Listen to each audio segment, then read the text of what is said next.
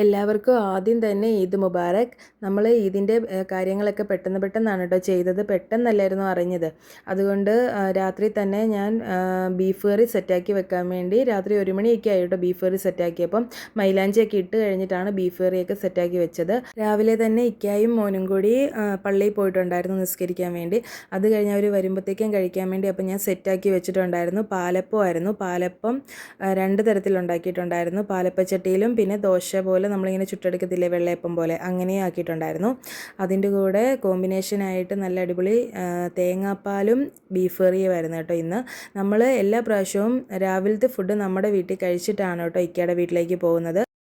പെരുന്നാളിൻ്റെ അന്ന് ഉച്ചയ്ക്ക് നമ്മൾ ഇക്കയുടെ വീട്ടിലും വൈകിട്ട് എൻ്റെ വീട്ടിലാണ് പോകുന്നത് കേട്ടോ. പോകുന്ന വഴിക്ക് വീട്ടിലേക്ക് ഒന്ന് കയറി എല്ലാവരെയും കണ്ടിട്ടൊക്കെയാണ് പോകുന്നത്. ഇക്കയും മോനും പള്ളിയിൽ നിന്ന് വന്നു കഴിഞ്ഞ് ഞങ്ങൾ എല്ലാവരും കൂടെ ഒരുമിച്ചിരുന്ന് രാവിലത്തെ ഫുഡൊക്കെ കഴിച്ചു. പിന്നെ നേരെ ഇക്കയുടെ വീട്ടിലേക്ക് പോയി. അവിടെ നല്ല ബീഫ് ബിരിയാണിയൊക്കെ റെഡിയായിരുന്നു.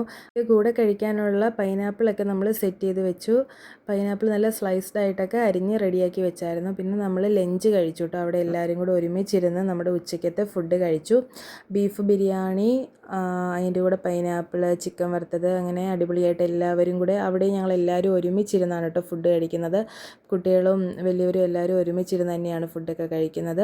അങ്ങനെ എല്ലാവരും കൂടെ സന്തോഷത്തോടെ നമ്മുടെ പെരുന്നാളിൻ്റെ ഫുഡൊക്കെ ഉച്ചയ്ക്കത്തൊക്കെ കഴിച്ചു. അതിനിടയ്ക്ക് ചെറുതൊക്കെ ആണെങ്കിൽ പിണങ്ങിയൊക്കെ ഇരിക്കുമായിരുന്നു. പിന്നെ എന്തായാലും എല്ലാവരുടെ പിണക്കമൊക്കെ മാറ്റി നല്ല രീതിയിൽ നമ്മൾ ഹാപ്പി ആയിട്ട് വയറ് നല്ല ഫില്ലായിട്ടാണ് കേട്ടോ അവിടെ നിന്ന് പോകുന്നത്. അത്യാവശ്യം നല്ല ഹെവി ആയിട്ട് തന്നെ ഉച്ചയ്ക്കത്തെ ഫുഡ് കഴിച്ചിട്ടുണ്ടായിരുന്നു. പിന്നെ നമുക്കറിയാലോ, വയറ് നിറഞ്ഞു കഴിഞ്ഞാൽ പിന്നെ നമുക്ക് ക്ഷീണമായിരിക്കുമല്ലോ. പിന്നെ എല്ലാവരും കൂടി കഥ പറഞ്ഞ് കുറേ നേരമൊക്കെ ഇരുന്നു. എല്ലാവരും കൂടെ ഒരുമിച്ച് കൂടുന്ന ഒരു സമയമല്ലേ പെരുന്നാൾ എന്നൊക്കെ പറയുമ്പോൾ. അത് കഴിഞ്ഞ് നേരെ എൻ്റെ വീട്ടിലേക്ക് പോകുന്ന സമയമായിരുന്നു. അങ്ങനെ ഞങ്ങൾ വീട്ടിൽ ചെന്നപ്പോഴത്തേക്കും എല്ലാവരും കൂടി ബീച്ചിലേക്ക് പോകാമെന്ന് ഓർത്തു, ആലപ്പുഴ ബീച്ചിലേക്ക്. എപ്പോഴും നമ്മൾ വീട്ടിൽ തന്നെ ഇരിക്കുമ്പോൾ ഒരു പ്രത്യേകതയൊന്നും തോന്നത്തില്ലല്ലോ. അപ്പോൾ ചുമ്മാ കടപ്പുറമൊക്കെ കണ്ടിട്ട് വരാമെന്നും പറഞ്ഞ് എല്ലാവരും കൂടി ബീച്ചിലേക്ക് പോവുകയാണ്. അതിൻ്റെ മറ്റേ തണ്ണീർമുക്കത്തെ വീഡിയോ ആണ് കേട്ടോ ഇത്. അവിടെ ഹൗസ് ബോട്ടും കാര്യങ്ങളും എല്ലായിടത്തും നിറയെ ആൾക്കാരാണ് കേട്ടോ. ബീച്ചിലോട്ട് ചെന്നപ്പോഴാണെ പറയണ്ട, അതുപോലെ തിരക്കായിരുന്നേ. ഇഷ്ടം പോലെ ആൾക്കാരായിരുന്നു. എന്തായാലും നമുക്ക് നല്ലൊരു ഹാപ്പി മൊമെൻ്റ് ആയിരുന്നു കേട്ടോ കാണാനും. ലൈറ്റും കാര്യങ്ങളും പിന്നെ ഒരുപാട് കടകളുണ്ടല്ലോ, ഓരോരോ വെറൈറ്റി സാധനങ്ങളൊക്കെ ആയിട്ട്, ഫുഡായിട്ടും അല്ലാത്ത സാധനങ്ങളായിട്ടൊക്കെ ഇഷ്ടംപോലെ കടകളും കാര്യങ്ങളും കച്ചവടക്കാരും ഒക്കെ. നല്ല രസമായിരുന്നു കേട്ടോ കാണാനൊക്കെ. പിന്നെ നമ്മളെക്കാട്ടിലും കൂടുതൽ കുട്ടികൾക്കാണ് കേട്ടോ സന്തോഷം. അവർക്കാണല്ലോ ഇങ്ങനെയുള്ള കാര്യങ്ങളൊക്കെ കാണുമ്പോൾ ഭയങ്കര ഹാപ്പി ആയിട്ട് നടക്കുന്നത്. പിന്നെ ഇങ്ങനെ നമുക്കിങ്ങനെ കുറേ നടക്കാം. ആ ഉച്ചയ്ക്കത്തെ ക്ഷീണമൊക്കെ നമുക്കിതിലേക്കൂടെ നടന്നു കഴിയുമ്പോൾ അങ്ങ് മാറിക്കോളൂ കേട്ടോ. പിന്നെ നമ്മൾ അത്യാവശ്യം ഫുഡൊക്കെ എക്സ്പ്ലോർ ചെയ്യുക, അതൊക്കെയാണ് കേട്ടോ എൻ്റെയൊക്കെ ഉദ്ദേശം. ഞങ്ങളിങ്ങനെ ചുമ്മാ നടന്നു, ഇങ്ങനെ ഓരോന്നൊക്കെ കണ്ടു. റൈഡിലൊന്നും കയറാനുള്ള ധൈര്യം ഇല്ലാത്തതുകൊണ്ട് എല്ലാം കണ്ട് നടന്നു കേട്ടോ. എല്ലാം ഇങ്ങനെ കണ്ടുകൊണ്ട് നമുക്ക് നടക്കാം. നല്ല രസമാണ്. എല്ലാത്തിലും നല്ല ലൈറ്റിങ്ങും കാര്യങ്ങളൊക്കെ ഉള്ളതുകൊണ്ട് നമുക്ക് എവിടെ നിന്ന് നോക്കിയാലും നല്ല ഭംഗിയാണ് കേട്ടോ. അങ്ങനെ ഞങ്ങൾ കുറച്ച് അതിലേക്കൂടിയൊക്കെ ആദ്യം നടന്നു. പിന്നെ എവിടുന്ന് തുടങ്ങണം എന്നുള്ളൊരു ഡൗട്ടുണ്ടല്ലോ, എങ്ങോട്ട് പോകണം എന്നുള്ളത്. അങ്ങനെ ഞങ്ങൾ കുറേ അങ്ങ് നടന്ന് അങ്ങനെ സെറ്റ് ആയപ്പോഴത്തേക്കും ഇളയ ആൾക്ക് അവിടെ കണ്ട ഒരു റൈഡിൽ കയറണം എന്ന് പറഞ്ഞ് വാശി പിടിച്ചു.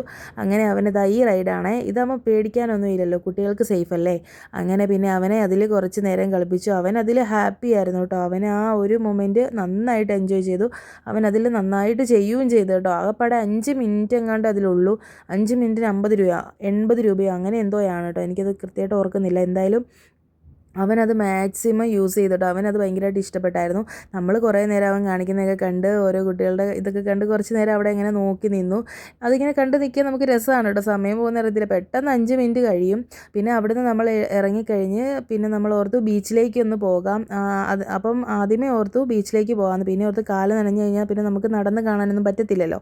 അങ്ങനെ ഞങ്ങൾ സൈഡ് വഴിയുള്ള ഓരോ കാര്യങ്ങളും ഇങ്ങനെ കണ്ട് കുറച്ചുകൂടി നടന്നിട്ട് ബീച്ചിലേക്ക് പോകാമെന്ന് ഓർത്തു. അവിടെ എന്തോ മറ്റേ ഗോസ്റ്റ് ഹൗസൊക്കെ ഉണ്ടായിരുന്നു. പിന്നെ നമുക്ക് ധൈര്യം ഇല്ലാത്തതുകൊണ്ട് നമ്മൾ അതിലൊന്നും കയറിയില്ല.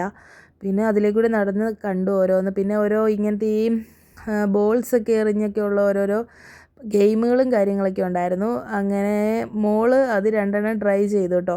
അവൾ 2 ട്രൈ ചെയ്തു. അതിൽ ചെറിയ ഏതാണ്ടൊക്കെ കിട്ടി കേട്ടോ. എന്താണെന്നൊന്നും അതിൽ വലിയ ഇതൊന്നും ഇല്ല. കാരണം നമ്മൾ കൊടുക്കുന്ന പൈസയ്ക്കുള്ള രീതിക്കുള്ള ഗിഫ്റ്റൊന്നും അല്ലല്ലോ കിട്ടുന്നത്. 50 രൂപ എങ്ങാണ്ടാണ്. 50 രൂപ മുടക്കിയാൽ ഒരു 20 രൂപയുടെ ഗിഫ്റ്റ് കിട്ടുമായിരിക്കും. അതാണ് കേട്ടോ, അതാണല്ലോ അവരുടെ ബിസിനസ്സും അല്ലേ.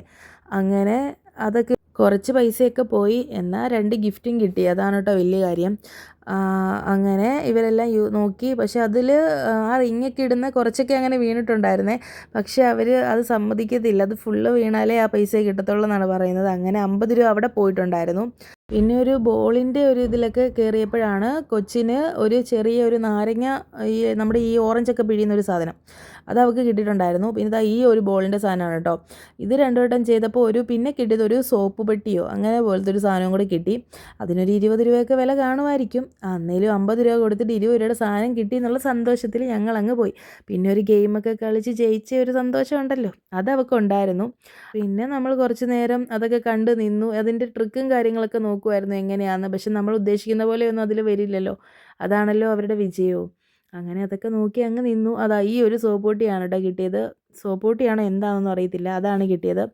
അങ്ങനെ പിന്നെ നമ്മൾ ബീച്ചിലേക്ക് ഇറങ്ങി. ബീച്ചിൽ ഒത്തിരി ആൾക്കാരുണ്ടായിരുന്നു, നല്ല തിരക്കും ഉണ്ടായിരുന്നു. പക്ഷേ ആ സമയത്ത് നല്ല കാറ്റൊക്കെ ആയതുകൊണ്ട് എല്ലാവരും, വെയിലൊന്നും ഇല്ലാത്തതുകൊണ്ട് എല്ലാവരും അവിടെയൊക്കെ ഇരിക്കുമായിരുന്നു കേട്ടോ, എല്ലാവരും തന്നെ.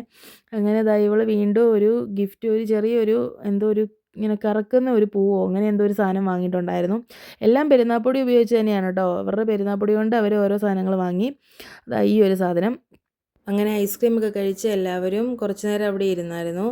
എല്ലാവരും ഓരോരോ ഫ്ലേവറാണ് കേട്ടോ കഴിച്ചത്. അതുകൊണ്ട് എല്ലാവരും അവരവരുടെ ഐസ്ക്രീമൊക്കെ കാണിച്ചു. അവിടുന്ന് നേരെ നമ്മൾ കടല വാങ്ങിയിട്ടുണ്ടായിരുന്നു. കടലയൊക്കെ കഴിച്ചുകൊണ്ട് കടപ്പുറത്ത് കൂടെ നടക്കുന്ന ഒരു സുഖമല്ലേ. അങ്ങനെ നമ്മൾ കടലയൊക്കെ കുറിച്ചുകൊണ്ട് നടന്നു. പിന്നെ അടുത്ത കലാപരിപാടി എന്ന് പറയുന്നത് കടലിൽ ഇറങ്ങുക എന്നുള്ളതാണല്ലോ. ഇവിടം വരെ വന്നിട്ട് പിന്നെ വെള്ളത്തിൽ കളിച്ചില്ലെങ്കിൽ പിന്നെ എങ്ങനെയാണ് തിരിച്ചു പോകുന്നതെന്നുള്ള ഇതിൽ ഇക്കായും മക്കളും കൂടി വെള്ളത്തിലോട്ട് ഇറങ്ങി കേട്ടോ. ഇറങ്ങിയാൽ അവർ കയറത്തേയില്ല.